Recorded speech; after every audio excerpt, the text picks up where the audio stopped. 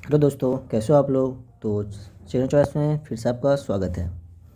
तो चलिए फिर आज देखते हैं, डे नंबर 20 पे हम पहुंच चुके हैं। ठीक है, डे नंबर 20 पे पहुंच चुके हैं। इसमें आपका कौन न्यू चैप्टर लेकर आए हैं इस डे नंबर 20 में, जिसका नाम है conservation of plant and animal. ये जो चैप्टर है ये आपका न्यू एनसीईआरटी के अकॉर्डिंग चैप्टर नंबर 5 है। और ये कौन सा पोर्शन है, ये आपका बायोलॉजी का पोर्शन है। तो हम इस सीरीज़ में करते क्या है, इस सीरीज में हम रिवीजन करते हैं थ्रू किसके, क्वेश्चन के थ्रू। मैं आपको इंटायर चैप्टर का रिवीजन करवाता हूँ क्वेश्चन के थ्रू। तो इससे पहले अगर आपने मेरा पुराना लेक्चर अटेंड नहीं किया है तो आप उसे ज़रूर अटेंड करना भाई, क्योंकि इससे सबसे बड़ा फ़ायदा क्या है कि इसमें आपका मास्टरिंग हो रहा है। इस सीरीज़ से किस में मास्टरिंग हो रहा है, एनसीईआरटी में आप मास्टरिंग कर रहे हो। आप बोलोगे सर मैंने तो अभी ना 10th किया है, ना 12th किया है, ना ग्रेजुएशन किया है, तो मैं मास्टरिंग कैसे करूँगा, मेरे को नहीं करना सर। करना है भाई, क्यों करना है, क्योंकि आपको एएमयू एंड जीएमआई निकालना है। तो मैं आपको उस लेवल का मास्टरिंग नहीं करवा रहा हूँ, एनसीईआरटी पे मास्टरिंग करवा रहा हूँ। कौन सी क्लास के लिए, क्लास 9th इंट्रेंस के लिए। तो ये 8th का चैप्टर है ना, 8th का सीरीज चल रहा है, जो कि आपको एएमयू एंड जीएमआई में हेल्पफुल होगा आपको एंट्रेंस निकालने के लिए, क्लास 9th एंट्रेंस के लिए। तो ये सीरीज़ में क्या होता है, मैं करवाता क्या हूँ, आपको ये भी थोड़ा सा पता होना चाहिए। मैं इसमें फुल्ली एनसीईआरटी बेस्ड क्वेश्चन करवाता हूँ, और ये फुल्ली टारगेटेड है एएमयू जीएमआई और भी अदर कंपटीशन। अगर आप किसी भी 9th के लिए पढ़ना चाह रहे हो कि मुझे आप किसी और यूनिवर्सिटी में चाहिए, डीयू में चाहिए, बीएचयू में चाहिए, या भी और भी किसी भी यूनिवर्सिटी में चाहिए, तो सबके लिए है ये। ठीक है, तो अगर ये मेरा सीरीज़ आप कर लेते हो तो मैं आपको 100% क्या 110% की मैं गारंटी लेता हूँ कि इससे बाहर एक भी क्वेश्चन नहीं आए। अगर बाहर क्वेश्चन आए तो आप मेरे कमेंट में ज़रूर आकर मेरे को बोलना, सर आपने ऐसा बोला था, सर ऐसा नहीं हुआ। तो इसके लिए आप मेरा कॉन्टैक्ट नंबर ले लो। देखो कॉन्टैक्ट क्या है, ए कादिर इंस्टाग्राम आईडी है, इस पर मेरे को कॉन्टैक्ट कर सकते हो आप। ए कादिर 374 ये मेरा इंस्टा आईडी है ना। आप मेरे इस पर ज़रूर फॉलो करें। आप हमें अपना डाउट बताएं, अगर आपको कोई भी जेन्युइन, अगर आपको कुछ चाहिए, डिटेल चाहिए जामिया के बारे में, एमयू के बारे में, किसी भी कंपटीशन के बारे में चाहिए है, तो आप मेरे से इस पर कॉन्टेक्ट कर सकते हो, अपना डाउट पूछ सकते हो। ठीक है, तो आप मेरे को यहाँ पे फॉलो करके कॉन्टेक्ट आप मतलब अपना डाउट उस पर डाल दें, तो मैं ज़रूर कॉन्टेक्ट करूँगा आपसे। ठीक, तो ये 110% की मेरी गारंटी है कि आपका एमयू यानी जीएमआई इससे बाहर एक भी क्वेश्चन आपका बाहर नहीं आएगा। ठीक है, तो अगर यकीन ना हो तो आप पीवाईक्यू ज़रूर सॉल्व करें। मेरा लेक्चर देखने के बाद आप वहाँ पे देखेंगे कि मैंने जितना क्वेश्चन करवाया है वो सारे के सारे इसी लेक्चर के अंदर से है। मैं सेम टू सेम क्वेश्चन एक भी नहीं लेता हूँ, मैं अपने तरीके से क्वेश्चन करवा रहा हूँ। और कॉन्सेप्ट में जो बता रहा हूँ सारा कॉन्सेप्ट आपका पीवाईक्यू ऑलरेडी कवर हो जाता है इसके अंदर। और मैं इसके बाद आपके लिए मैं खास तौर पर पीवाईक्यू साइंस के लिए मैं सीरीज़ भी लेकर आऊँगा, जिसमें आपके मैं 2016 से 2024 तक का क्वेश्चन टोटल करवाऊंगा। और इसमें भी क्या करेंगे, पीवाईक्यू का ऑपरेशन करेंगे। समझ रहे हो भाई, ऑपरेशन करना है, ऐसे वैसे नहीं कि सिर्फ आए ए बी सी डी में टिक लगाए और निकल ले, नहीं, ऑपरेशन करना है। ए है तो क्यों है, ये बी सी डी नहीं है तो क्यों नहीं है, वाई पे जाता हूँ मैं, है ना। तो चलिए फिर देखते हैं आज का पहला क्वेश्चन क्या कह रहा है। आई होप कि आपको मज़ा आ रहा होगा पढ़ने में। यार मज़े आ रहे हैं तो आप क्या करना, चैनल को सब्सक्राइब ज़रूर करें और अपने दोस्तों से शेयर करना बिल्कुल ना भूलें। ठीक है, चलिए फिर देखते हैं क्वेश्चन क्या कह रहा है ना। टेंशन नहीं लेने को, बस टेंशन देने को। ओके, चलिए क्वेश्चन कह रहा है, विच of the following is note a reason for deforestation. तो बच्चे क्या करते हैं, नोट को छोड़ देते हैं और ए लगा दिए या बी लगा दिए, जो पहला ऑप्शन नज़र आया उन्हें वो लगा दिए और निकल लिए। चल भाई मेरा सही है, नहीं मेरे भाई ऐसे नहीं करना होता है। आप यहाँ पे देखेंगे क्या नोट लिखा हुआ है, इस पर गौर करें, गौर व फिक्र करने की इस पर ज़रूरत होती है ना। तो गौर फिक्र करना बहुत ज़रूरी है। तो नोट लिखा हुआ है, तो नोट में आपको क्या पढ़ना होता है कि इसमें से डिफॉरेस्टेशन का रीज़न कौन सा नहीं है। मतलब कि आपको इसमें क्या खोजना है, एफॉरेस्टेशन का खोजना है ना, अफॉरेस्टेशन। एफॉरेस्टेशन का कौन सा, जिसमें फॉरेस्टेशन लगाते रहो उसमें कोई नुकसान नहीं हो। तो अगर अर्बनाइजेशन करते हो तो डिफॉरेस्टेशन होता है, इंडस्ट्रियलाइजेशन भी करते हो इसमें भी होता है, अगर आप एग्रीकल्चर करते हो इसमें भी होता है। डिफॉरेस्टेशन से क्या होता है, इसका सिंपल वर्ड देखो तो पेड़ पौधा को काटना, पेड़ पौधा को, प्लांट को आप कट करो तो डिफॉरेस्टेशन होता है। यहाँ पे मतलब पेड़ पौधे की कमी होने लगती है। तो आप इंडस्ट्रियलाइजेशन एग्रीकल्चर सबके लिए करते हो, सबके लिए सबसे पहले क्या होता है, आपको फॉरेस्ट को कट करना होता है, जो आपका एरिया होता है उसको पूरा प्लेन करना होता है। देन आप कोई भी फैक्ट्री लगाते हो, कुछ इंडस्ट्री लगाते हो, कुछ पेड़ पौधे मतलब कि एग्रीकल्चर करते हो, खेती बाड़ी करते हो। तो इस सब में तो है, लेकिन आपसे पूछा, नोट पूछा है, तो इसलिए मैं आपको क्या बोलता हूँ कि आपको नोट पे ध्यान देना होता है। तो इसका आंसर क्या हो जाएगा, सी हो जाएगा, है ना, कंजर्वेशन ऑफ फॉरेस्ट। तो चलिए क्वेश्चन नंबर सेकंड देखते हैं आज का क्या कह रहा है। What is the main cause of habitat destruction. Main cause पूछा, हैबिटेट डिस्ट्रक्शन क्या होता है, तो इस पर थोड़ा सा गुफ्तगू करते हैं। आइए, हैबिटेट डिस्ट्रक्शन होता क्या है। देखो ये एक नेचुरल इन्वायरमेंट है, जब आपका चेंज होने लगता है। देखो आपका जो नेचुरल इन्वायरमेंट है, देखो इसको ऐसे लिख सकते हैं, नेचुरल इन्वायरमेंट क्या होने लगता है, चेंज होने लगता है। जो आपका नेचुरल इन्वायरमेंट है वो चेंज हो, और चेंज इस प्रकार हो जाए ताकि आपका वहाँ पे कोई भी होता है ना स्पेसीज वगैरह लॉन्गर सपोर्ट ना हो, मतलब कि जो स्पेसीज हो वो वहाँ पे ज़्यादा दिन तक जिंदा ना रह सके। तो ये होता है हैबिटेट डिस्ट्रक्शन, ना रह सके वहाँ पे, हैबिटेट मतलब रहना। तो ये किस वजह से होता है, मेन का जो देखो नेचुरल इन्वायरमेंट अगर चेंज हो जाएगा, जो स्पेसीज वगैरह वहाँ पे रह रहा होगा, तो वो किसी कारण किसी डिस्ट्रक्शन की वजह से, किसी चेंज की वजह से वहाँ पे नहीं रह पाएगा, नहीं जिंदा रह पाएगा। तो वो किस मेन उसका काउज पूछा, what is the main cause. Afforestation है क्या इसका मेन काउज, भाई एफोरेस्टेशन लगाओगे तो आपका फॉरेस्ट अच्छा लेवल पे होगा, तो अच्छे लेवल पे होता है, आप रह सकते हो आराम से, सांस लेने में ना कोई दिक्कत, ना रहने में कोई दिक्कत, तो ये तो नहीं होगा। सॉइल कंजर्वेशन, जब सॉइल का कंजर्व करने लगो, ये भी नहीं होगा। वाइल्ड प्रोटेक्शन, अगर वाइल्ड को प्रोटेक्ट करो, प्रोटेक्ट में उसे अच्छी इन्वायरमेंट दोगे, उसको इन्वायरमेंट के अकॉर्डिंग उसे रख रहे होगे, तो ये भी नहीं होगा। तो क्या हो जाएगा इसका, सिंपल सा डिफोरेस्टेशन, मतलब कि अगर फॉरेस्ट को आप कट करने लगते हो तो वहाँ पे आपको क्या होता है, ग्लोबल वार्मिंग का कुछ इफेक्ट आने लगता है, CO2 का लेवल बढ़ने लगता है, ठीक है। तो इस सब वजह से आपका लाइफ में चेंजिंग आने लगती है, स्पीसीज वगैरह पे रहने में दिक्कत होता है। तो ये सब थोड़ा सा, तो इसके वजह से इसका आंसर क्या हो जाएगा, बी हो जाएगा, ठीक है। क्वेश्चन नंबर 3 क्या कह रहा है, आपको सबसे पहले करना क्या होता है भाई, कि आप सबसे पहले वीडियो को पॉज करें, है ना। देखिए इस चीज़ को आप मतलब को जरूर अप्लाई करें यार, अप्लाई करते हैं इसमें आपका बेनिफिट है। वीडियो को पॉज कीजिए, पॉज करने आप खुद से आप ट्राई कीजिए, है ना, खुद से ट्राई कीजिए कि आपका आंसर ABCD में आप खुद टिक लगाएं। ट्राई करने के बाद आप फिर वीडियो को प्ले करें, प्ले करने के बाद आप क्या करें, चेक करें आपने जो ऑप्शन लगाया है वो आपका सही है या गलत है। तो इससे क्या होता है कि आपका रिवीजन भी हो रहा है और आपका क्वेश्चन प्रैक्टिस भी हो रहा है, दोनों चीज़ एक साथ होते हैं इससे, है ना। चलिए देखते हैं, विच ऑफ द फॉलोइंग एग्जाम्पल पूछा है इंडेंजर्ड स्पेसीज़। देखो इंडेंजर्ड स्पेसीज़ होता क्या है, इंडेंजर्ड स्पेसीज़ वो होता है जो अभी तो है अर्थ पे, अभी क्या है, अर्थ पे है, लेकिन उसका हाई रिस्क है। किस चीज़ होने का हाई रिस्क है, अभी प्रेजेंट है, ऐसा नहीं कि हमेशा के लिए ख़त्म हो गया, लेकिन उसके अंदर हाई रिस्क है, high risk of extinct. Extinct बोले तो ये मतलब कि अभी प्रेजेंट है, क्या बहुत ज़्यादा रिस्क है कि बहुत जल्द अर्थ पे ख़त्म हो जाएगा, जैसे डायनासोर हो गए, डोडो हो गए, ये सारे के सारे ख़त्म हो चुके हैं ऑलरेडी। तो वैसा स्पीसीज पूछता जो कि अभी प्रेजेंट है, लेकिन इसका हाई रिस्क है कि भाई ये कुछ दिन में 10 साल, 15 साल, 20 साल, 25 साल के अंदर ये ख़त्म हो जाए, तो उसको बोलते हैं इंडेंजर्ड स्पीसीज़। और एक्सटिंक्ट स्पीसीज़ किसको बोलते हैं, एक्सटिंक्ट स्पीसीज़ उसको बोलते हैं जो कि ऑलरेडी आपका ख़त्म हो चुका, जो अर्थ पे है ही नहीं। तो इसका एग्जाम्पल आपको क्या याद रखना है, डोडो, यही पूछा जा सकता है, डोडो। और आपका एक एग्जाम्पल है डायनासोर, तो डायनासोर भी आपको इसमें से याद रखना होता है। तो ये दोनों एग्जांपल आप इसमें याद रखेंगे। एक्सटिंक्ट का, तो इंडेंजर्ड का क्या हो जाएगा बताओ, टाइगर। तो टाइगर अभी है प्रेजेंट, ऐसा नहीं कि नहीं है, लेकिन ये चांस है कि जल्द से जल्द ख़त्म हो जाए। तो डॉग, काऊ, क्रो, ये तो बहुत ही ज़्यादा अमाउंट में, ये तो अभी बहुत दिन चलेगा, अच्छी बात है ये। तो इसका आंसर हो जाएगा ए। तो आई होप कि आपको इंडेंजर्ड एंड एक्सटिंक्ट में कन्फ्यूजन जो होता है बच्चों को वो ख़त्म हो गया होगा। इंडेंजर्ड उसको बोलते हैं जो कि अभी प्रेजेंट है, लेकिन ये रिस्क है कि ये ख़त्म हो जाए कुछ दिन में, 2 साल, 5 साल, 10 साल, 25 साल, 50 साल। और एक्सटिंक्ट क्या है, जो कि अभी है ही नहीं है, ऑलरेडी ख़त्म हो चुका है, ठीक है ना। ओके चलिए फिर देखते हैं क्वेश्चन नंबर 4 क्या कह रहा है,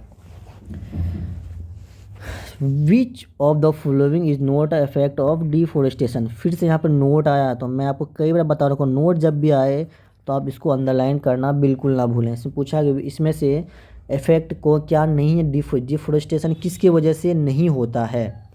सॉइल इरोजन की वजह से क्या डिफोरेस्टेशन होता है, हाँ बिल्कुल होता है। लॉस ऑफ बायोडाइवर्सिटी की वजह से भी होता है।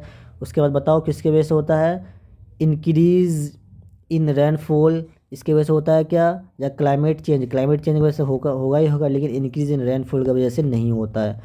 तो ये सिंपल सा इसका आंसर है, आंसर नंबर सी होगा, ठीक है। तो अब बताओ व्हाट इज, सिंपल सा रिफोरेस्टेशन का डिफिनेशन आपसे पूछ लिया गया, बताओ रिफोरेस्टेशन क्या है, क्या है डिफोरेस्टेशन बताओ। कटिंग डाउन ऑफ ट्री, क्या पेड़ को आप काटो तो डिफोरेस्टेशन, नहीं भाई। री मतलब दोबारा फॉरेस्ट को उगाना, तो ये री है, तो आप तो ये कट कर रहे हो, उगा तो नहीं रहे हो, हटाओ इसको भाई। ड्राइंग वगैरह कहाँ से आएगा भाई, ड्राइंग वगैरह। कंस्ट्रक्शन ऑफ बिल्डिंग, बिल्डिंग वगैरह कहाँ से कंस्ट्रक्शन है, आप फॉरेस्ट की बात हो रही है, आप बिल्डिंग बना रहे हो भाई, ठीक। और फॉरेस्ट में ऐसा भी कुछ नहीं है, सिंपल सा डिफोरेस्टेशन है। Planting tree in a area where forest were destroy, ऐसा जगह आप प्लांट कर रहे हो, प्लांटिंग कर रहे हो, ऐसी जगह पेड़ उगा रहे हो जहाँ पे फॉरेस्ट डिस्ट्रॉय ऑलरेडी कर चुका है, तो वहाँ पे री कर रहे हो, मतलब यहाँ पे सपोज कि आपका फॉरेस्ट था, ठीक है, इस जगह मान लेते हैं ये आपका पेड़ पौधा, देखो मेरे को बनाना उतना नहीं आता, बट समझ लीजिए आपका ग्रीन ग्रीन कर रहा था, मतलब पेड़ पौधा है, ठीक। तो ये किसी वजह से क्या हुआ, ख़त्म हो चुका, ख़त्म हो चुका। तो फिर 5 साल 10 साल के बाद आप यहाँ पे क्या कर रहे हो, फिर से इसी जगह तो ये आपका किसी वजह से देखो ख़त्म हो गया, ख़त्म हो चुका है, लेकिन उसी जगह फिर से आप पेड़ वगैरह उगा रहे हो, ये आपका कहलाता है रिफॉरेस्टेशन। तो उसी जगह सेम एरिया पे जहाँ पर ऑलरेडी ख़त्म हो चुका था वहाँ पे आप दोबारा प्लांट वगैरह उगा रहे हो, तो आपको कहलाता है रिफॉरेस्टेशन। तो आंसर नंबर इसका हो जाएगा बी। तो क्वेश्चन नंबर 6 कह रहा है व्हाट डू वी कॉल, क्या कह रहा है, what do we call the process of saving and protecting natural resources. Process को क्या प्रोसेस पूछा है, जिस प्रोसेस हम सेव करते हैं किसको, नेचुरल इन्वायरमेंट को, उसको सेविंग करते हैं, उसको प्रोटेक्ट करते हैं, इसको क्या कौन सा प्रोसेस बोलेंगे, क्या पोल्यूशन बोलेंगे, डिफोरेस्टेशन बोलेंगे या इंडस्ट्रियलाइजेशन बोलेंगे। नहीं, ये किसका डेफिनेशन है, ये डेफिनेशन आपका कंजर्वेशन का डेफिनेशन है ना। तो ये आपको डेफिनेशन एनसीईआरटी की लाइन है, आपको ये पता होना चाहिए। तो इसका आंसर हो जाएगा आपका सी। 7 नंबर क्या कह रहा है, विच of the following is an example of extinct. देखो अभी हमने इससे पहले बताया, 2 एग्जाम्पल बताए थे। एक्सटिंक्ट स्पीसीज क्या होता है, बताओ क्या है एक्सटिंक्ट, क्या जो ऑलरेडी ख़त्म हो चुका है, जो यहाँ पे प्रेजेंट में नो प्रेजेंट है ना, अब्सेंस ऑलरेडी ये दुनिया में नहीं है। तो इसका एग्जाम्पल हम आपको बताए थे, 2 एग्जाम्पल आपको इसमें से याद रखना होता है। एक होता है आपका डोडो, दूसरा होता है डायनासोर। देखो डी से, दोनों डी वर्ड से स्टार्ट हो रहा है ना, तो डोडो डायनासोर, डोडो एंड डायनासोर। देखो डोडो, डी से डायनासोर, डी से डोडो, ये दोनों आपका होता है किसका एग्जांपल, एक्सटिंक्ट का। तो कुछ सिंपल सा एग्जांपल पूछा है कि कौन सा इसमें से है, तो आपको हो जाएगा option number A. Question number 8 क्या कह रहा है, which law protect wild life in India. Wild life पूछा है ना, वाइल्ड लाइफ स्पेशली किसके बारे में बात हो रही है, वाइल्ड लाइफ के लिए हो रही है। तो इंडिया, देखो ये फॉरेस्ट की बात हो रही है, ये इन्वायरमेंट की बात हो रही है, तो ये दोनों तो होगा नहीं। अब ए एंड देखो यहाँ पे क्या wild life in, wild life set हो, ये तो वाइल्ड लाइफ की बात हो रही है। क्या ये 1972 में दिया गया है, हाँ बिल्कुल 1972 में दिया गया है। तो आपका आंसर क्या हो जाएगा, ए हो जाएगा। तो ये भी नहीं होगा। अगर फॉरेस्ट की बात होती है तो बी हो जाता, अगर इन्वायरमेंट के बारे में बात होती है तो आपका सी हो जाता है। यहाँ पे वाइल्ड लाइफ के बारे में बात हो रही है, इसलिए आपका ऑप्शन नंबर ए होगा। तो अब क्वेश्चन से ही ऑप्शन में निकाल रहा हूँ है ना, याद ना भी है, बस आपको थोड़ा सा डेट याद होना। क्या पता अगर यहाँ पे 1972 ना करेगा 1973 कह देता तो फिर ये भी गलत हो जाता, तो आपका आंसर नंबर डी हो जाता। लेकिन 1972 सही बात है, 1972 में ये एक्ट आया था है ना, तो ये सही बात है, राइट है। तो आज का फिर क्वेश्चन नंबर नेक्स्ट देखते हैं, जो कि क्वेश्चन नंबर 9 हम पहुँच चुके हैं ऑलरेडी। तो ये क्वेश्चन क्या कह रहा है कि what is the purpose of biosphere reservoir. तो बायोस्फीयर रिजर्वियर का जो होता है उसका पर्पज़ क्या, बायोस्फीयर रिजर्वियर इसका पर्पज़ पूछा है, इसका मकसद क्या भाई, तेरा मकसद क्या है भाई, तेरा मकसद क्या है भाई। AMU एंड GMI में सिलेक्शन लेना है आपका मकसद। तो ये मकसद को भूलना नहीं है बिल्कुल भी। इस मकसद को पाने के लिए आपको क्या करना होता है, NCERT पढ़ना होता है अच्छे लेवल पे। NCERT पढ़ने के बाद आपको एकदम बेस्ट अच्छे लेवल का क्वेश्चन करना होता है, बहुत ज़्यादा लेवल का नहीं। तो क्वेश्चन के लिए आपको क्या करना है, मेरा लेक्चर अटेंड करना है। इस लेक्चर में आपको कितने क्वेश्चन करवाए जाते हैं, बताओ बताओ बताओ, 50 से 60 क्वेश्चन। तो बस यहीं पे नहीं रुक जाना है, इसके बाद आपको जाना है PYQ पे, PYQ करना है, फिर आपका मकसद हो जाएगा पूरा। इस साइकिल को बार बार आपको रिपीट करना जब तक आपका पेपर ना हो जाए। तो आपका ये मकसद है, ये पर्पज़ है आपका। तो ठीक है, देखते हैं अब बायोस्फीयर का क्या पर्पज़ है भाई। आपका पर्पज़ तो समझ में आ गया, अब बायोस्फीयर का पर्पज़ देखते हैं है ना, उसका ही पर्पज़ जानना जरूरी है भाई, दुनिया में हर किसी का पर्पज़ होता है। तो चलिए देखते हैं 9 का क्या है, बताओ इसका क्या सिंपल सा पर्पज़ है कि आपको कंजर्व करना है वाइल्ड लाइफ एंड प्लांट को। ये प्रोमोट वगैरह भाई टूरिज्म वगैरह को क्यों प्रमोट करें हम, डिफोरेस्टेशन को अलाउ क्यों करें, ये तो भाई बेकार सी बात है। इंडस्ट्रीज वगैरह क्यों बिल्ड करें, ये सब तो कॉमन सेंस से आप कट सकते हो, लेकिन इसका डेफिनेशन आपको पता होना चाहिए to conserve wild life and plant. तो आई होप कि आपको मज़ा आ रहा होगा यार। तो चलिए आज देखते हैं क्वेश्चन नंबर 10 क्या कह रहा है, which is the first national park in India. देखो ये सब क्वेश्चन थोड़ा सा जीके टाइप का क्वेश्चन है ना, ये क्वेश्चन आपको पता होना चाहिए, क्वेश्चन आते भी हैं। तो पूछा फर्स्ट नेशनल पार्क क्या है, इंडिया का पूछा है कि फर्स्ट नेशनल पार्क कौन सा है। तो ये तो आई होप कि आपको रट गया होगा, अब तक जितनी दिन तैयारी कर रहे हो तो रट ही गया होगा। तो इसका आंसर क्या है, ए, जिम कॉर्बेट नेशनल पार्क है, इसका ऑप्शन क्या है, ए। इसमें डिस्कस करने कुछ ऐसा कॉन्सेप्ट है नहीं, आपको याद है तो सही है, नहीं तो कोई दिक्कत नहीं है, लेकिन याद करना है, याद नहीं है तो दिक्कत है भाई, दिक्कत नहीं खत्म होने को, ठीक है ना। तो आपको यार कैसा लगता है यार, कमेंट जरूर करो कि सर आप बहुत अच्छा पढ़ाते हो यार, था तारीफ़ ही कर दिया करो, क्या जाता है तारीफ़ करने में आपका, तो मेरा भी से मोटिवेशन हाई होगा है ना। तो चलिए फिर देखते हैं 11 क्या कह रहा है, what is one of the major reason for deforestation. Deforestation का बहुत सारा रीज़न होता है, इसमें से पूछा है मेजर रीज़न क्या है, क्या एफोरेस्टेशन, आप फॉरेस्ट अगर लगा रहे हो तो क्या वो डिफोरेस्टेशन होगा? नहीं भाई, आप फॉरेस्ट लगा रहे हो तो उसका तो भाई उसके खिलाफ कर रहे हो ना, तो क्यों होगा? नेशनल पार्क में क्यों होगा बताओ? वाइल्ड लाइफ सेंचुरीज में क्यों होगा? तो इसका मेन जो रीज़न है ओवर ग्रेजिंग है। अब बहुत ज़्यादा ग्रेजिंग वगैरह हो गया, बहुत ज़्यादा पेड़ पौधे को खा गया, ग्रेजिंग हो गया, चढ़ गया, तो आपका क्या होता है? इसकी वजह से आपको होता है डिफॉरेस्टेशन। क्या है कि which gas increase in the atmosphere, कौन सा गैस का पूछा है इंक्रीज होता है एटमॉस्फेयर में ड्यू टू डिफोरेस्टेशन। डिफोरेस्टेशन में हमने क्या बताया था? ग्लोबल वार्मिंग होता है। और ग्लोबल वार्मिंग की बात हो तो मतलब कि आपका ग्रीन गैस की बात आ जाती है ना? ये कौन से ग्रीन गैस, जी याद कर लो। तो ग्रीन गैस आ जाए तो ग्रीन गैस के अंदर देखो मैं लिख देता हूँ ग्रीन गैस। तो ग्रीन गैस आपका इंक्रीज होता है। ग्रीन गैस के अंदर कौन कौन सा गैस आता है? सबसे पहले तो CO2 आपको टिप पे होना चाहिए। दूसरा आता है मीथेन आता है, और नाइट्रस ऑक्साइड होता है, एंड एक होता है ओजोन होता है। ये 4 गैस होते हैं। ये चारों आपको पता होना चाहिए अच्छे लेवल पे। तो इसमें सिंपल से पूछा है डिफोरेस्टेशन में से कौन सा गैस होता है, इन चारों में बताओ कौन सा है। इसमें गिवन है, आपका गिवन है कार्बन डाइऑक्साइड। तब पे सिंपल सा है, ये ऑलरेडी करवा चुके हैं, ये आंसर हो जाएगा बी हो जाएगा। क्वेश्चन नंबर 13 क्या कह रहा है? विच of the following is a note देखो भाई, नोट जब भी आए ना, नोट पे सबसे पहले आगे नहीं पढ़ना है, नोट पे आगे रुको, इसको अंडरलाइन करो तब आगे जाना है, ठीक है? ये रूल है, ये क्या है आपका, इसको आप रूल है, इसको फॉलो करो अच्छे लेवल पे, तब आपका क्वेश्चन कभी भी गलत नहीं होगा इस टाइप का। विच of the following is not a consequence of deforestation, इसमें से डिफोरेस्टेशन किसके वजह से नहीं होता है? कंसिक्वेंस है ना, तो बताओ किसकी वजह से नहीं होता है? 13 आंसर बताइए आप। क्या ग्लोबल वार्मिंग, डिफोरेस्टेशन से ग्लोबल वार्मिंग होता है क्या? हाँ बिल्कुल होता है भाई। तो ये तो होगा। सॉइल इरोजन होता है, बिल्कुल होता है। डिजर्टिफिकेशन ये होता है क्या? हाँ ये भी होता है। तो क्या नहीं होता है? इंक्रीज इन अगर आपका डिफोरेस्टेशन हो रहा होता तो बायोडाइवर्सिटी इंक्रीज नहीं होता है ना, ये भी आपका क्या होता है? डिक्रीज होता है। तो आपसे पूछा है कौन सा नहीं होता है, तो आंसर आपका हो जाएगा सी हो जाएगा। ग्लोबल देखो डिफोरेस्टेशन का सिंपल सा पे पूछा रीज़न बताओ, डिफोरेस्टेशन की वजह से कौन कौन सा रीज़न नहीं होता है ना? बताओ क्या कौन सा नहीं होता है? ये तो अगर डिफोरेस्टेशन होगा तो ग्लोबल वार्मिंग होगा, डिफोरेस्टेशन होगा तो ग्लोबल वार्मिंग होगा, डिफोरेस्टेशन होगा तो सॉइल इरोजन होगा, डिफोरेस्टेशन अगर होगा तो डिजर्टिफिकेशन भी होगा। लेकिन क्या नहीं होगा वो आपको ऑप्शन यहाँ पे खोजना है। तो इंक्रीज इन बायोडाइवर्सिटी नहीं होगा, है ना, डिक्रीज होगा। तो आई होप को मज़ा आ गया होगा, क्वेश्चन नंबर 13 समझ में आ गया होगा। तो क्वेश्चन नंबर 14 क्या कह रहा है कि what is an immediate effect of deforestation. तो डिफोरेस्टेशन का इमीडिएट इफेक्ट क्या होता है सॉइल के अंदर? सॉइल का पूछा है, ऑन सॉइल पूछा है ना, एक एक वर्ड पे ध्यान। इफेक्ट पूछा है किसका? डिफोरेस्टेशन का। और इमीडिएट इफेक्ट पूछा है किसमें? सॉइल पे पूछा है। तो बताइए भाई क्या हो जाएगा, क्या हो जाएगा? तो सॉइल पे पूछा तो सॉइल कंजर्वेशन तो होगा नहीं, है ना। मोर वाटर रिटेंशन नहीं होगा। तो सॉइल के बाद सॉइल इरोजन होता है। इसका सिंपल सा है, आपको पता होना चाहिए। Answer number B. तो डिफोरेस्टेशन लीड टू 15 पे आ चुके हैं। डिफोरेस्टेशन क्या करता है, मतलब डिफोरेस्टेशन की वजह से क्या होता है ना, लीड टू। तो रिडक्शन इन ऑक्सीजन लेवल, बिल्कुल भाई। आपका अगर डिफोरेस्टेशन होता है तो CO2 आपका क्या होता है? इंक्रीज होता है। CO2 इंक्रीज होता है तो आपका क्या होता है? O2 आपका डिक्रीज होता है। तो O2 डिक्रीज हो, हाँ बिल्कुल रिडक्शन, मतलब डिक्रीज में रिडक्शन, तो आपका ये तो होता है। Increase in green house gas, तो CO2 आपका, CO2 किसका एग्जांपल है? ग्रीन हाउस गैस का, मतलब आपका CO2 इंक्रीज होता है ना, बिल्कुल होता है। तो ग्रीन हाउस गैस इंक्रीज होता है। लॉस ऑफ हैबिटेट फाइल्ड, ये ऑलरेडी पहला क्वेश्चन में डिस्कस कर चुके हैं, तो ये भी होता है।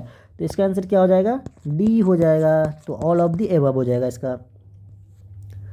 तो देखिए कंजर्वेशन मेथड पे आ चुके हैं। अगर आपको वीडियो अब तक मज़ा आ रहा होगा पढ़ने में तो आप हमें कमेंट करें और वीडियो को सब्सक्राइब ज़रूर है ना, ज़रूर करें।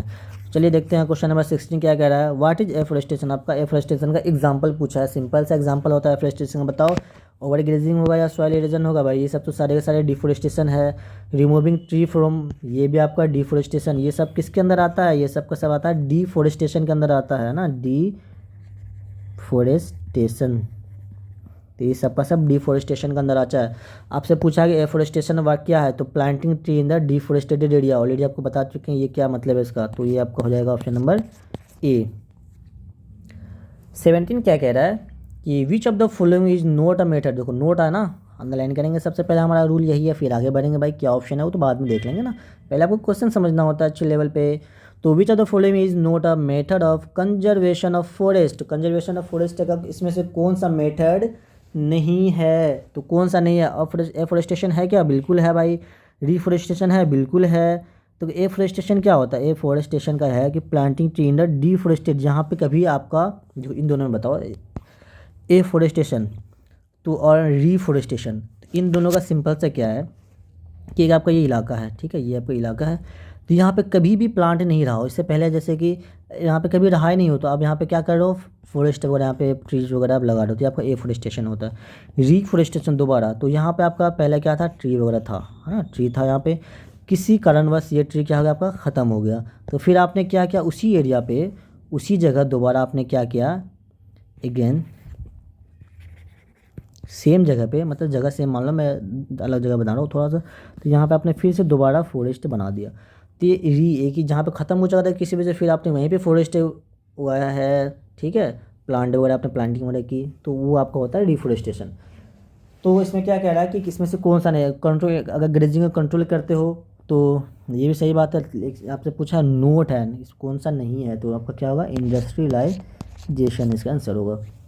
तो 18 का क्या कह रहा है कि what is on national park? वो नेशनल पार्क क्या है भाई? नेशनल पार्क हमें बताना, what is national park? National park क्या है? A protected area for the wild life and the plant. क्या ये बात सही है?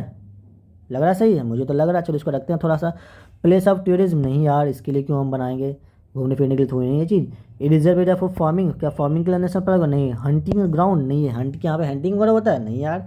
तो सिंपल सा है, एक ऐसा प्रोटेक्टेड एरिया होता है, किसके लिए होता है? ये वाइल्ड लाइफ एंड प्लांट के लिए होता है। तो इसका आंसर क्या हो जाएगा? ऑप्शन नंबर ए हो जाएगा। देखो ये आप एनसीईआरटी पढ़ो बार बार, ये सारे के सारे एनसीईआरटी में आपको मिल जाएंगे। डिफिनेशन वगैरह एनसीईआरटी का कुछ पॉइंट है उठा लिया गया है, एनसीईआरटी के बीच का लाइन उठा लिया गया है। तो इससे क्या होता है ना, आपका एनसीईआरटी मास्टरिंग होता है। ठीक, आई होप आपको मज़ा आ रहा होगा। आपका सिंपल सा रूल है, सबसे पहले वीडियो को पॉज करेंगे, पॉज करने के बाद आप चेक करेंगे, मतलब अपने आप खुद लिखेंगे, उसके बाद फिर आप वीडियो को प्ले करेंगे, चेक करेंगे आपका सही है या गलत है। सही है तो बहुत अच्छी बात है, गलत है फिर भी कोई दिक्कत की बात नहीं है। वीडियो को आराम से देखिए, आपको समझ में आएगा, मेरी गारंटी है कि आपको समझ में तो क्वेश्चन नंबर 19 क्या कह रहा है कि what is the difference between wild life century and A national park? Simple सा इन दोनों में डिफरेंस बताया, पूछा है, बताओ इन दोनों में क्या डिफरेंस है। तो हंटिंग अलाउ इन नेशनल पार्क, नहीं यार, हंटिंग तो किसी में अलाउ नहीं होता है। Wild life sanctuary are larger than, ऐसा भी कुछ डिफरेंस नहीं है मेन। तो क्या है? Wild life sanctuary allow some human activity, जो वाइल्ड लाइफ सेंचुरी होता है ना, उसके अंदर थोड़ा सा ह्यूमन एक्टिविटी अलाउ है, थोड़ा बहुत आप घूम फिर सकते हो, लेकिन नेशनल पार्क में ऐसा कुछ नहीं होता है। सिंपल से इसका आंसर है बी।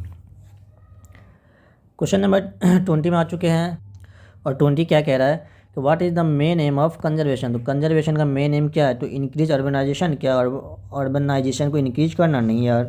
तो construct road in the forest के अंदर रोड को कंस्ट्रक्ट करना, इसका ये एम है? नहीं। इंक्रीज हंटिंग, नहीं, इसका एम सिंपल से क्या है कि हम प्रोटेक्ट करते हैं किसको? रिसोर्सेज को, नेचुरल रिसोर्सेज को, फ्यूचर जनरेशन के लिए, है ना, ताकि हमारा फ्यूचर भी देख सके भाई।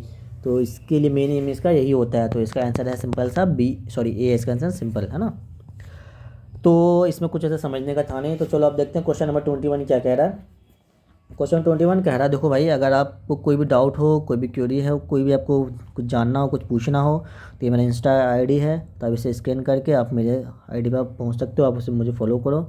अब मेरे को वहाँ पे पूछ सकते हो कि भाई मेरे को डाउट है, कुछ भी पूछ सकते हो, बिंदास होकर, ठीक है। तो मैं आपको ज़रूर और वहाँ पे रिप्लाई करूँगा। तो मेरा इंस्टा आईडी देख लो, AKadir374। तो आप इसे फॉलो करें और अपना डाउट ज़रूर पूछें। तो मेरे चैनल पर फर्स्ट टाइम आया तो इसे सब्सक्राइब करना बिल्कुल ना भूलें। चलिए देखते हैं आज का कंजर्वेशन मेथड में क्या है। तो which of the following example of in situ? तो इन सितु का आपसे पूछा कि इसमें से इन सितु का एग्जाम्पल कौन सा है।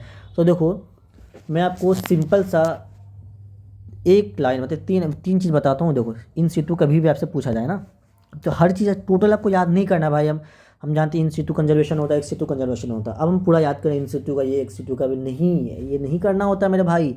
आपको बस एक चीज़ याद कर लो। मैं देखो यहाँ पे बहुत इंपॉर्टेंट लाइन लिख रहा हूँ, इन सितु एग्जाम्पल, इन सितु कंजर्वेशन। तो इसका बस आप एग्जाम्पल याद कर लो। देखो मैं इसे आप लिख देता हूँ, इस कलर से, कौन सा कलर लेता हूँ, फुल वाइट लेता हूँ, ठीक है।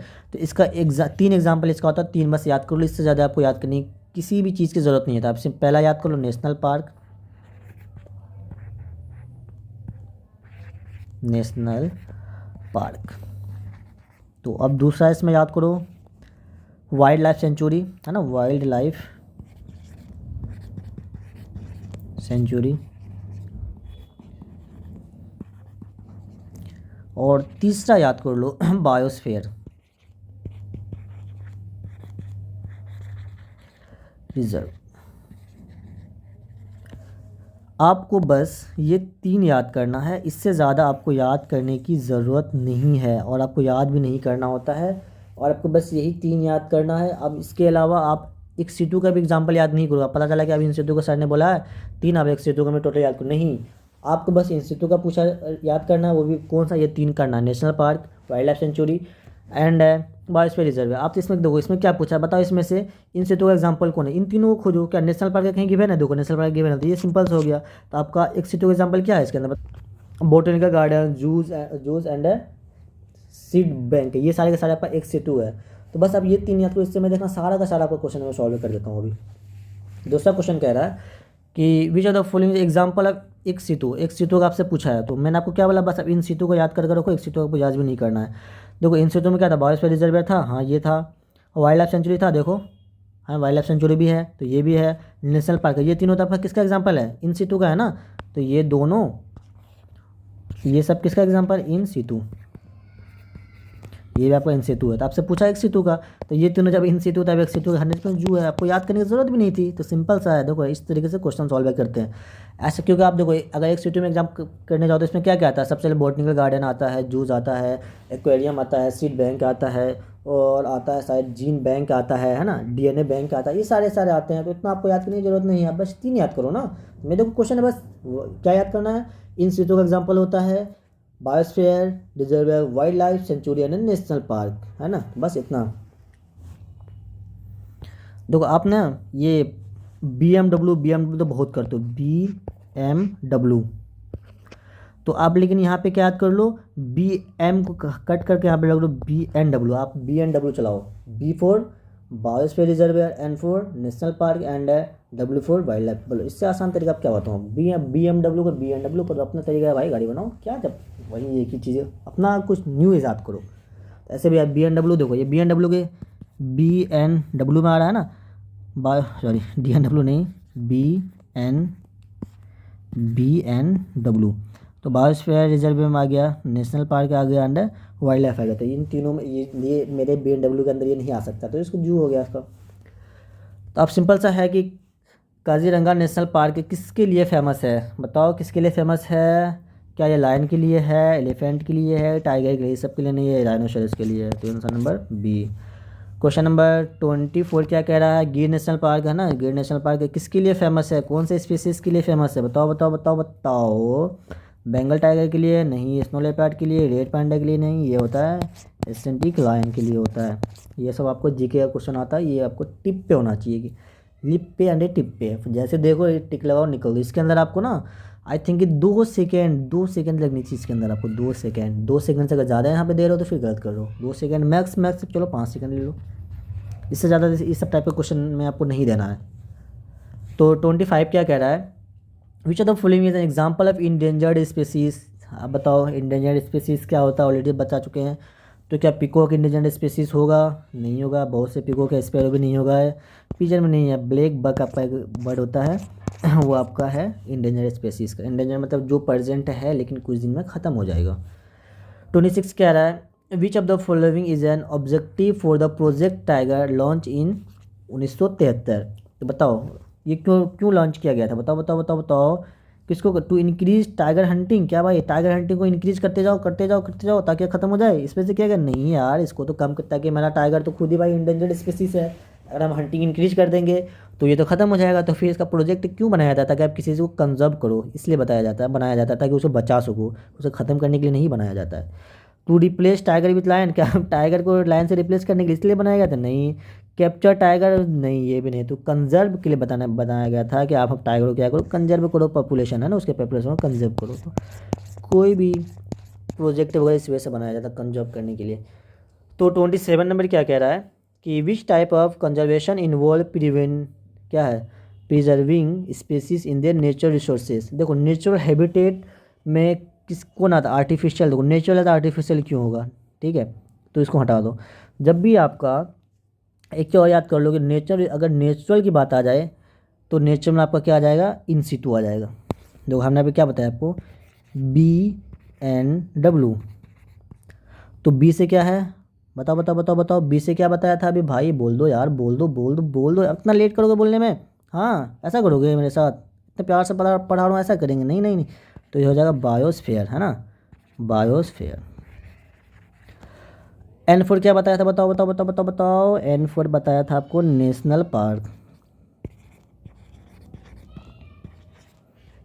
National park. एंड आपका है क्या बचा, W for wild life century, है ना, वाइल्ड लाइफ सेंचुरी, W से वाइल्ड लाइफ सेंचुरी। देखो ये सब किसका एग्जांपल था बताओ, ये मैंने किस में बताया था, ये आपका बताया था हमने इन सितु में, है ना, इन सितु। तो आप में एक चीज़ में और इंक्लूड कर लो, N4 national park and N4 आपका नेचुरल इन्वायरमेंट, है ना, इसमें एक N और दो चीज़ याद कर लो, नेचुरल इन्वायरमेंट। आपको बस इस इतना याद रखना, ज़्यादा याद करने की ज़रूरत नहीं है, N4 नेचुरल इन्वायरमेंट। तो क्या पूछा, नेचुरल हैबिटेट पूछे, नेचुरल इन्वायरमेंट पूछे, तो इन सितु, तो इन सितु को बस याद करो, दिमाग में आपके इन सितु चलना चाहिए, एक सितु चलना ही नहीं चाहिए। तो कभी भी एक सितु का क्वेश्चन पूछे फिर भी इन सितु चलना चाहिए, इन सितु का पूछे फिर भी इन सितु चलना चाहिए। इन सितु में आपको क्या रखना है, BNW, बी फॉर बोले तो बायोस्फेयर एग्जाम्पल है ना, उसके बाद N फॉर बोले तो नेशनल पार्क, W फॉर बोले तो वाइल्ड लाइफ सेंचुरी, और N फॉर बोले तो नेशनल पार्क के साथ साथ इन्वायरमेंट के बारे में कैसा, N फॉर नेचुरल, N से natural, N for natural environment. तो आपको बस इतना याद कर लो, मोर देन इनफ होगा। आपको हर चीज़ एग्जांपल याद करने की ज़रूरत नहीं है कि भाई ये नेचुरल इन्वायरमेंट है, ये आर्टिफिशियल है, ये है ओपन, अंदर बाहर है, ऐसा कुछ नहीं करना है। तो क्वेश्चन नंबर 28 क्या कह रहा है देखते हैं। तो आई होप कि आपको मज़ा आ रहा होगा पढ़ने में, है ना। तो चलिए देखते हैं 28। The Chipko movement ward started to, Chipko movement हम ऑलरेडी जानते हैं कि क्यों स्टार्ट किया गया था, प्रोमोट डिफोरेस्टेशन को प्रमोट करने के लिए। नहीं यार, ये सब चीज़ तो हम जानते हैं कि कंजर्व, हम चैप्टर ही पढ़े कंजर्वेशन, तो प्रोमोट क्यों करेगा डिफोरेस्टेशन को, उससे बचाया जाएगा ना, बिल्कुल हाँ। तो प्रोटेक्ट फॉरेस्ट फ्रॉम कटिंग, हाँ ये हो सकता है, आगे देखते हैं। प्रोमोट ट्री कटिंग, नहीं, इसको प्रोमोट क्यों करेगा ट्री कटिंग को। हंटिंग को क्या इनकरेज कर, भाई काटो काटो भाई, आओ भाई मारो, टाइगर को मारो, लायन को मारो, उसको मारो, नहीं ऐसा भी नहीं है। तो ये क्यों बनाया गया, क्यों किया गया था, स्टार्ट क्यों हुआ था, ताकि आपका प्रोटेक्ट किया जाए फॉरेस्ट को कटिंग से। तो इसका आंसर क्या है, सिंपल सा बी। 29 क्या कह रहा है, what is biodiversity hotspot, hotspot, hotpot नहीं हॉटस्पॉट, ये क्या होता है, सिंपल सा है, ए रीजन नो स्पेसिस, भाई स्पेसिस तो होगा ही होगा यार, नो का तो कुछ बात ही नहीं है। Place where trees are cut, ऐसा पे जहाँ पे ट्री को कट नहीं है, ऐसा place where hunting is encourage, जहाँ पे हंटिंग को भाई चलो आओ हंटिंग करो, काटो मारो लाइन को, टाइगर को, नहीं ऐसा कुछ नहीं है। ये एक ऐसा रीजन होता है जो कि आप high number of endanger species को वहाँ पे आप रख सको, है ना। वहाँ पे इसके अंदर जो होता है ना, जैसे कि आपका टाइगर हो गया, ये इंडेंजर्ड स्पीसीज़ है जो कि कुछ दिन बाद ख़त्म होने की चांस होती है। तो जो भी इंडेंजर्ड स्पीसीज़ वगैरह होते हैं उसको हॉटस्पॉट की जगह, मतलब कि बायोडाइवर्सिटी हॉटस्पॉट में इसको रखा जाता है ना। तो आज का लास्ट क्वेश्चन देखते हैं, चलिए आपको इसको खुद से आंसर देना है, बताइए भाई 30 का क्या है, आप इसे कमेंट करें, जल्दी से जल्दी कमेंट करें, इसका ABCD क्या है 30 का, ABCD में जल्दी बताओ क्या है। तो which of this animal is not found in Sundarban, Sundarbans में कौन सा एनिमल नहीं होता है, बताओ कौन सा नहीं होता है। स्नो लियोपार्ड नहीं होता है, नहीं पूछा है ना, होता है। रॉयल बंगाल टाइगर होता है, टर्टल होता है, क्रोकोडाइल होता है, ये सब के सब होते हैं, लेकिन कौन नहीं होते हैं, लियोपार्ड नहीं होते हैं। आई होप कि आपको बहुत मज़ा आ रहा होगा पढ़ने में, आप टेंशन ना लें, लास्ट समय में स्ट्रेस नहीं लेना है किसी भी चीज़ को लेके, या होगा नहीं होगा, बिंदास होगा, ईमानदारी से बस पढ़ाई कीजिए। आपको बस एक साइकिल फॉलो करना, मैं क्या बता रहा हूँ आपको, साइकिल में क्या करना है कि सबसे पहले आप NCERT को अच्छे से पढ़ें, है ना, NCERT अच्छे लेवल पे पढ़िए। NCERT के बाद आप मेरा लेक्चर अटेंड कीजिए, मैं आपको लेक्चर में 50 से 60 क्वेश्चन ज़रूर करवा देता हूँ, और सारे इंपॉर्टेंट क्वेश्चन होते हैं। इसके बाद आप कहाँ चले जाएँ, PYQ पे चले जाएँ, आप PYQ पे जाएँ।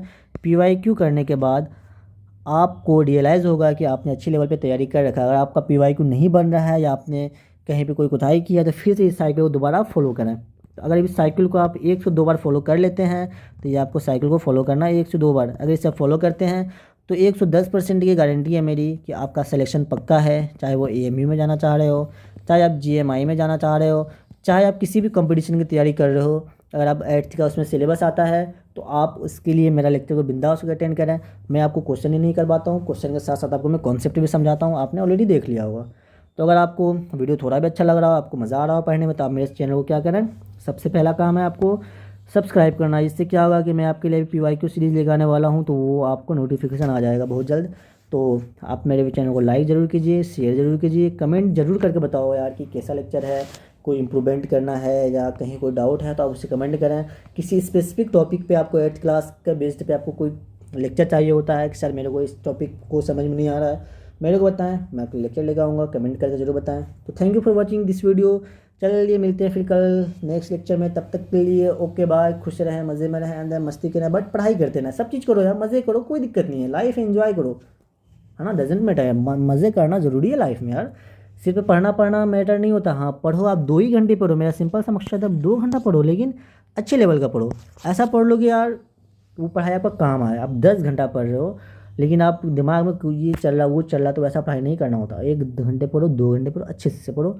चलिए फिर मिलते हैं नेक्स्ट लेक्चर में, तब तक के लिए okay bye, love you all guys, ठीक है।